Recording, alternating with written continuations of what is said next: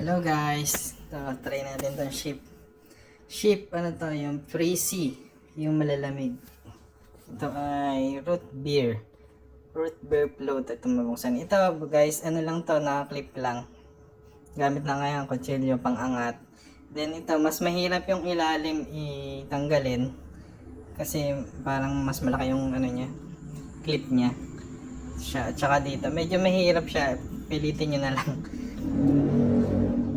Ayan, gamit lang kayo ng ganun kahit kutsilyo. Or kung gusto nyo, pwede nyo naman siya i-blower para lumambot. Para madali nyo matanggal. Nahirapan ako dun sa ilalim pagtanggal eh. Ayan, yan, matatanggal nyo na siya. I-push nyo lang yun sa ibabaw para matanggal nyo siya. Buo. Ito guys, pag maglalagay kayo ng juice, ano lang, hindi ko na hinuhugot yung ilalim. Kasi baka masira palalo yung coil niya. Kasi may iba akong nagko-comment dun sa ibang video ko. Nahuhugot daw yung coil nila. Kaya dyan yun nalalagay sa taas. Ayan. Try ko rin pakita sa inyo yan. Although madali naman siya. Hindi kagaya siya ng ibang coil na meron pang naka-usling ibang cotton. Ito isang diretso lang.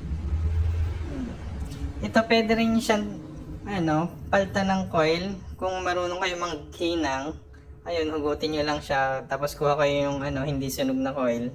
Pwede nyo ihinang. Tapos mamaya may papakita ako sa inyo. Yung pwede kayo magpalit ng coil na hindi na kailangan maghinang. Pero pili lang yung mga dispong ganun. Ayan, balik na natin siya. Ayan, pag nalagay yung juice, ibalik nyo na lang. Mga boss, kalimitan 10 ml lang ang max nyong ilagay kasi naglilik yan pag napasobra yung juice nyo. Kaya tansyahin nyo yung ml na ilalagay nyo yung juice dun sa ibabaw. Ayan. Napaka-importante nun, huwag mapadami kasi tumatagas talaga sila sa ilalim nya. Kaya mga 10 ml lang or mas 11 ganon, huwag lang sobrang dami. Ayan, naganap pa naman siya kasi ito bago pa to eh, may laman pa siya. Kaya hindi ko na nilagyan ng juice, baka maghalo ng lasa. Ito boss, yung pwede sa Ships, sa Black Elite, ito yung kamukha nun. Black Elite, Ship, Toha, ito Chill Bill to, Dark Series. Marami magkakagaya niyan, pare-parehas naman siyang buksan. Nakaklip lang din yan, iangat nyo lang.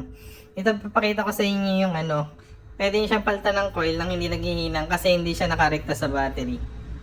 Yun lang, coil na yun, yung wire na yun, dalawa sa ilalim, tumatama dun sa gold na mamaya papakita ko sa inyo. Yung minsan, halimbawa, hinugot yung coil, minsan nakakalas to, kaya hindi siguro nagpa-fire. May mga nagtatanong kasi sa akin, ba't hindi na daw nag-fire? Siguro nahugot lang yung wire dito.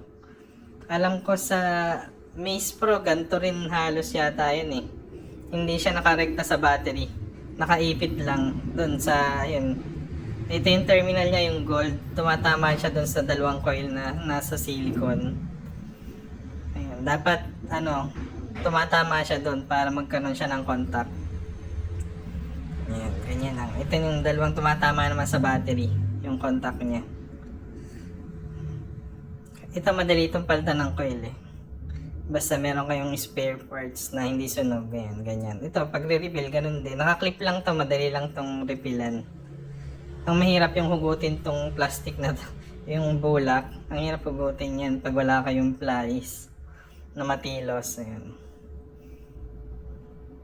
Ayan, ganun lang guys. Tapos subscribe na rin kayo. Kasi ang unti pa ng subscriber ko para mapatuloy ko to. Ito, next natin buksan. Try kong buksan kahit bago. So, kung gusto nyo mag-order, pwede rin kayo mag-order sa akin na. Chat lang kayo dun, PM lang kayo dun sa message, bibigay ko sa inyong contact. Ito, try din natin itong buksan mga susunod na araw. Minsan kasi ang dami kong ginagawa kaya hindi ako makapagbukas ng ibang mga dispo. O, kung may tanong kayo sa mga vape, kahit kasi nung una pa ako nagbe-vape na ako eh.